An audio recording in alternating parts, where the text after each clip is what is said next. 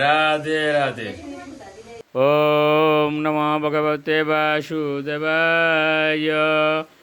ওম নমো ভগবতে বাসুদেবায়।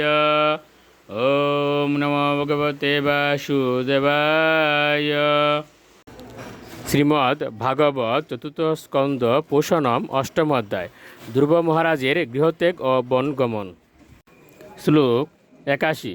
দেবা উচু নৈবম বিদামু ভগবন প্রাণরুদম চরাচরৈষা কিল সত্যধাম্ন বিদেহি তন্ন বিজিনাথ বিমুক্ষম প্রাপ্তা বয়ম তাম শরণম শরণ্যম। অনুবাদ: দেবতারা বললেন, হে ভগবান, আপনি স্থাবর এবং জঙ্গম সমস্ত জীবেদের আশ্রয়। আমরা অনুভব করছি যে সমস্ত জীবেদের শ্বাসরুদ্ধ হয়ে গেছে। পূর্বে আমাদের কখনো এইরকম কোনো অভিজ্ঞতা হয়নি। যেহেতু আপনি সমস্ত শরণাগত জীবেদের চরম আশ্রয়, তাই আমরা আপনার শরণাগত হয়েছি। দয়া করে আপনি আমাদের এই বিপদ থেকে উদ্ধার করুন। শ্লোক 82। সে ভগবানুবাচ ইয়া বৈষ্ট বালম তপস দূরতয়াত নিবর্তয়িষ্যে প্রতিয়াত সদাম যত হিব প্রাণ নিরুদ আশিত উত্তান পাদির মুহি সঙ্গতাত্মা।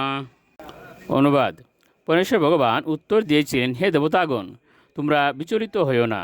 মহারাজ উত্তানপাদের পুত্র, যে এখন সম্পূর্ণরূপে আমার চিন্তায় মগ্ন হয়েছে, তার কঠোর তপস্যা এবং দৃঢ় সংকল্পের ফলে তা হয়েছে। সে ব্রহ্মাণ্ডের নিঃশ্বাস প্রশ্বাসের ক্রিয়া রোধ করেছে। তোমরা তোমাদের নিজ নিজ গৃহে এখন নিরাপদে ফিরে যেতে পারো। আমি সেই বালকটিকে এই কঠোর তপস্যা থেকে নিস্তার করব এবং তার ফলে তোমরা এই পরিস্থিতি থেকে রক্ষা পাবে।